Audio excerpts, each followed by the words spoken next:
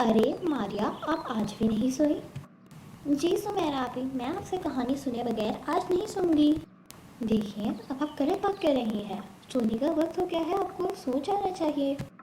Please نہ سمیرا آپی، آپ نے کل مجھے کہانی سنائی تھی تو مجھے بہت اچھی نیند آئی تھی، اس سے مجھے بہت کچھ سیکھنے کو بھی ملتا ہے، پلیز ایک کہانی آج بھی سنا دے۔ ٹھیک ہے ماریا، سناتی ہوں، مگر صرف ایک کہانی، پھر آپ سونے چلی جائیے گا۔ یس، بہت شکریہ سمیرا آپی، آ جائیے، یہاں بیٹھ جائیے۔ اچھا چلو ٹھیک ہے، چلیے بتائیے ماریا، پھر آپ آج کون سی کہانی سننا چاہیں گی؟ سمیرا آپی، آپ ہی نے تو کل کہا تھا کہ آپ اس طرح کی بہت سی کہانیاں جانتی ہیں، تو کوئی سی بھی سنا دیجیے، مجھے ساری اچھی لگتی ہیں۔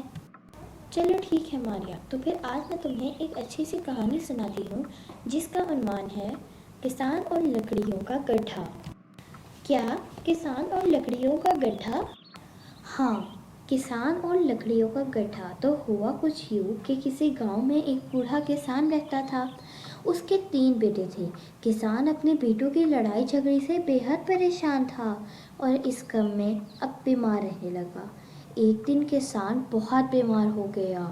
جب اسے اپنی زندگی کی کوئی امید نہ رہی تو اس نے اپنے بیٹوں کو اپنے پاس بلایا اور کہا، جاؤ جنگل سے چند لکڑیاں لے آؤ۔ تینوں بیٹے جنگل سے چند لکڑیاں لے آئے۔ کسان نے ان سے کہا کہ ان کو باندھو۔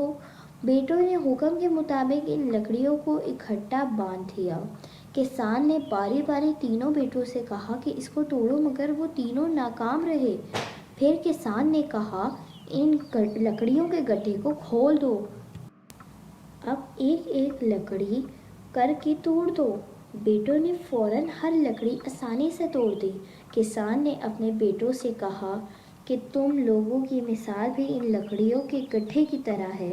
اگر تم لوگ اتفاق سے رہو گے تو کوئی بھی تمہیں نقصان نہیں پہنچا سکتا، اور اگر ان لکڑیوں کی طرح جو تم جدا جدا ہوگے تو ہر کوئی تمہیں آسانی سے نقصان پہنچا سکتا ہے۔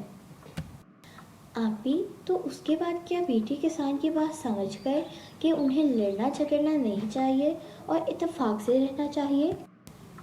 ہاں ماریا، انہیں یہ بات اچھے سے پتہ چل گئی تھی کہ وہ بھی ان لکڑیوں کے ہی مانند ہے۔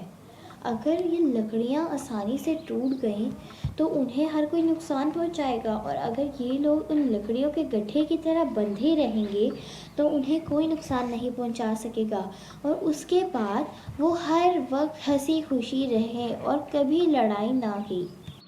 تو پیاری ماریا، آپ کو اس کہانی سے کیا سبق ملا؟ مجھے یہ پتہ چلا کہ ہمیں لڑنا جھگڑنا نہیں چاہیے۔